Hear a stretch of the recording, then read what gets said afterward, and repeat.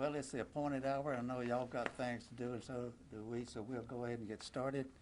The City Council and I feel very strongly about the good job that our community has done, and we wanted to share that with y'all and let the folks in our city and parish and region know what's going on. So I got quite a bit of information here, and I'm going to take this off to get started. First is, since 9 p.m. Monday, the 15th of February, the city's been working very hard on their water system pressure. The added usage from customers running the hydrants and so on to prevent freezing and the breaks that we've had in the lines have caused our pressure to go down about 30 psi. And we had about 1,500 water service breaks and a few water main breaks, which increases demand by 2.5 times. To meet this demand, Bossier treated more than 30 million gallons of water daily to supply to over 80,000 people. We estimate that about 1,500 customers were periodically without water for approximately 24 hours while Bossier increased water production. Over 100 Bossier City employees, including more than 50 public utility workers working in concert with the many municipal construction companies, have been working around the clock for more than 7 days, battling historic elements to ensure service to its citizens and maintain the city assets. We've had 20 crews of water professionals combined with the Bossier City Fire Department and Police Department personnel to respond to approximately 1,500 emergency water service turnoffs to minimize property damage. And I want to emphasize, we did not turn off the water to any town around the community, which was incorrectly reported. We continued to supply water, but the pressure was so low, some couldn't get the water, and they had breaks so they couldn't get it, but we didn't turn off the water to any town. We sustained minimal damage to our utility system, which is good. We've only had 12 small diameter water main breaks, so we're very fortunate in that regard. We work closely with the Governor's Office of Homeland Security to support the needs of our community. Our Public Utilities Department maintain communication with our customers who get city water, places like the town of Benton Water System, the Cypress Black Bayou Water System, and the Country Place subdivision to help troubleshoot and diagnose specific problems and provide additional resources and support as needed. Since 7 p.m. Saturday, February 20th, the city has sustained water pressure in excess of 30 psi. I think today it's around 60 psi, but we fill up all the East Reservation tanks, and talk a little bit about Barksdale in just a moment. Since 11 a.m. Sunday, we've had consistent gains in both pressure and water storage, and began providing water to Barksdale Air Force Base. And as of 2:30 today, Bossier has supplied nearly 3 million gallons of water to the base. We've always been an emergency source of water to the base, and there were some issues of getting the water from Shreveport, so the base is temporarily on Bossier City water, and we have the capacity to provide that water without any negative impact on our citizens in the community. Between 3 and 6 p.m. yesterday, we provided water here from the point of distribution here at the Civic Center, and we're continuing that today.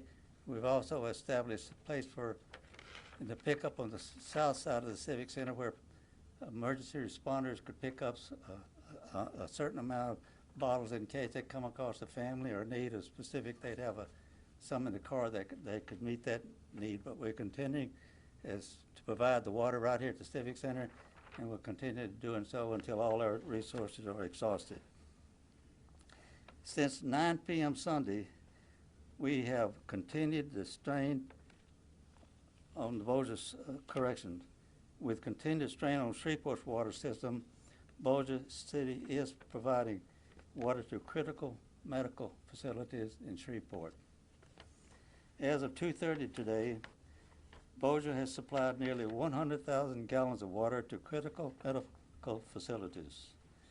Bossier is working with the Louisiana Department of Health to conduct water sampling, but the facility to test them in Shreveport cannot perform the test due to lack of water, so the samples are going to have to be sent down to Baton Rouge for analysis.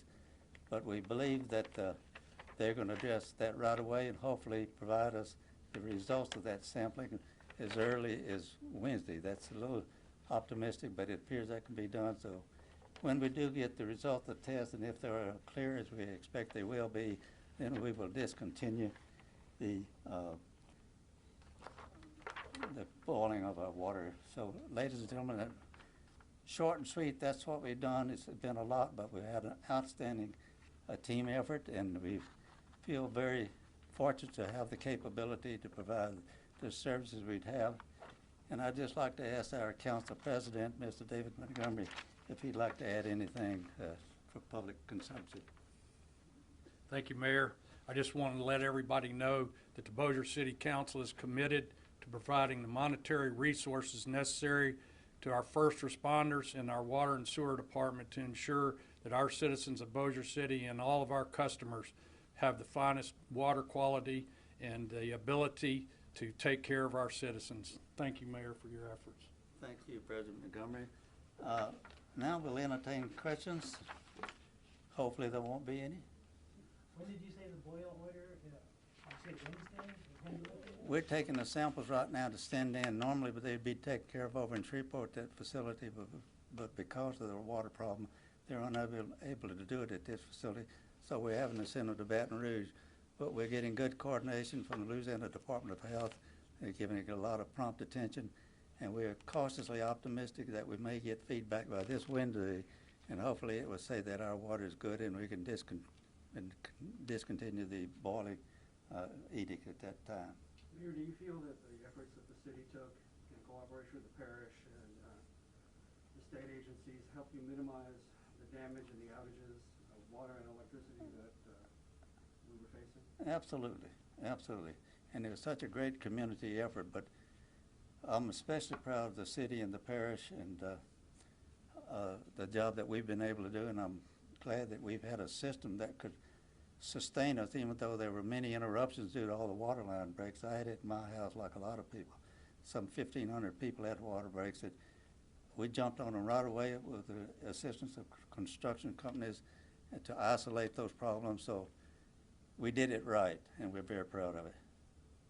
We always learn from things, situations like this. Is there anything that stands out that we've learned that y'all going to do different next time? If there is a next time? Yeah, we all, we did well, but there's always opportunity to do things better. It's unlikely we'll have another weather phenomenon like this anytime, but it seems like 100-year floods now come about every other year, so who knows when we're going to have this again. But we've learned to continue the good coordination that we have with parish officials, with the Homeland Security officials, and with the local companies that have the resources that we might not have, and with coordinating with DOTD on the sanding of overpasses and bridges and any inclines and the closing of major arteries that we know there's a traffic problem. So yes, we learned a lot. We'll add the others to our plans, but hopefully we won't have this sort of challenge anytime in the near future. You were speaking of flooding. There's coming up, starting maybe during the weekend, Friday, Saturday, and Sunday, we could have at least 3 inches of rain coming here on top of what's already melted and going into the sewer system. Are we ready for that? Well, I think we are. The soil's going to be pretty much saturated, but we got a week of good, healthy temperatures ahead of us, not getting below freezing, so we'll have a drying period there. So I think we're going to be okay in that regard. We'll continue to monitor it closely, and if it gets to be a point where we have to take some other action, we'll do that, but it looks encouraging for the next week or so. Mr. Montgomery, in the future, how much additional planning are you adding to the water system here? Not only wastewater, but potable water in the future to handle the demand of a growing city, as you just said a little while ago, but to with the expectation of such events that will happen again?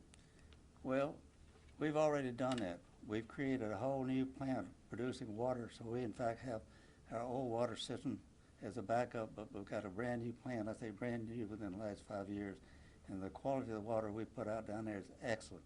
So we've already got the supply increased, and we have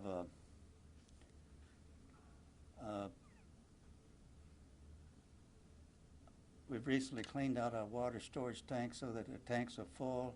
When we do have a pressure problem, those tanks are full and they've been cleaned out, so we're keeping them full at all times. Those are about the only things I can think of off the cuff. I don't know if I answered your question or Yeah, not. I was looking forward in the master plan to add, I know there have been improvements in the last Yeah. half decade, but the way the environment is going. The second part of what I should have said is that we have, in the last 5 years, we've gone to a P3 public-private partnership with Manchac, and they have taken over the city's water system, and they've done excellent, outstanding things in terms of giving us updated system, and we've been aggressively attacking those things under the ground, those unglamorous things. For the 30-some-odd years I've been with the city, we've been systematically working those old concrete pipes and those other steel pipes and got state-of-the-art plumbing under the ground. Unglamorous, but we've been upgrading it for more than 30 years. But going to the P3 has been a big enhancement to the city's quality of water and the savings for the taxpayers with the management expertise they brought to the city. So I feel like we've done a lot that enabled us to get through this as we did, but we can always learn, and we have learned, and we'll add that to our protocols for addressing these issues. Thank you. Anything else? This may be for you or maybe for somebody else here at the city. On Benton Road today, an airline, huge traffic problems, especially on Benton, but we go to airline. And I was wondering if that was related, if anybody knows if that was related to water repairs or there's an accident. I couldn't get to the end of it. But it's pretty rough, rougher than normal, especially on Benton. I can validate what you just said because I went to lunch down Benton Road and I came back airline drive, and all I could figure is people have been locked up in the house for 7 days, I should say, and they want to get out and drive down the street and get out of the house. It is a tremendous traffic jam. I don't know what caused it, but there was just an abnormal amount of traffic on Benton Road and Airline Drive. Normally, as you know, we have issues with those two major thoroughfares. As Councilman Montgomery has pointed out, that he's helped initiate having a recent study done to synchronize our lights so that it's more effective and those sorts of things. And we've been systematically making improvements to our infrastructure. For example, in working with the parish, the Swan Lake project, and then the project going into Barksdale Air Force Base, major things.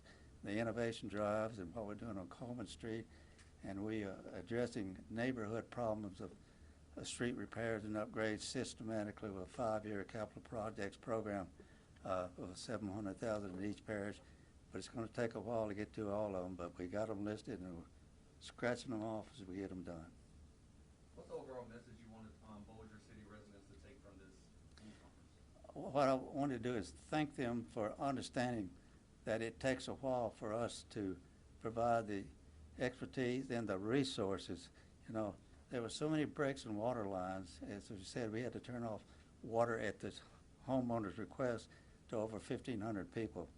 And to get there and address those many breaks, not only to have the human resources, but to have the material to make those changes. They're not always on the shelf. So I want to thank the community for understanding that they have endured a very uncomfortable and unsafe situation, but we have provided the services as quickly as we could, along with our civilian contractors and so on. So most of the people have understood, and we asked them when the water pressures begin to come up slowly, and as long as the scheduled temperature was above 32, go ahead and turn off the water in your home so that we don't keep that drain on the system, so that we could fill the pressure back up.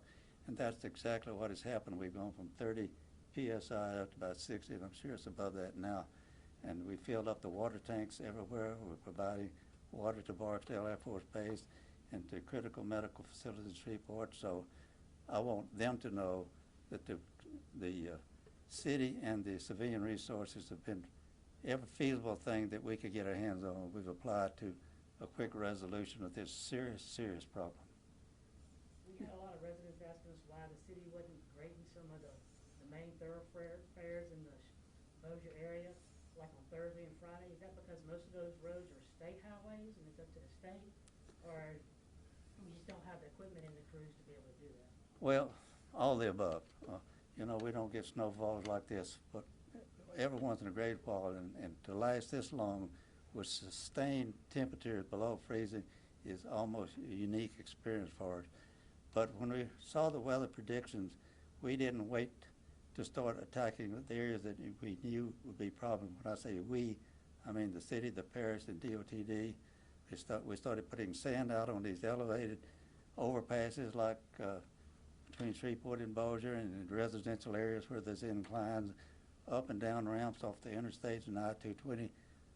So DOTD and the city and the parish started sanding those in preparation for this, and also DOTD put out salt. So that was the thing that we started immediately. But as far as having the equipment to grade all the streets, we just simply don't have big snow piles because we don't hardly ever need them. But we've had a lot of volunteers come out with their own personal equipment. We had a fire department captain who, after he worked a 24-hour shift, came back with his tractor and whatever and cleaned off the entrances to all the fire stations. Even our emergency vehicles couldn't get out because of the ice and snow. Cleaned off the entry and exit to all the stations, then went over to Willis Knighton and cleaned the access to the emergency area there. And then numerous other citizens that voluntarily had bulldozers and things that they could apply to parts of the city and parish. We okay? I'd like to, before we close, excuse me, Mayor, I'd like for everybody to please come to the council meeting tomorrow at 3 o'clock. It's our regular meeting, and we'll certainly have an update within, so it'll be 24 hours, and we can give you some more information. So we please encourage you to be there, and we bring you up to speed then. Thank you very much. And if there's no further questions, thank you all for coming out on short notice. We know that our citizens are entitled to know what's going on, and y'all coming out will help us provide the accurate information and some of the misleading statements that have been floated around out there. Thank you all. Good day. Thank you. Thank you.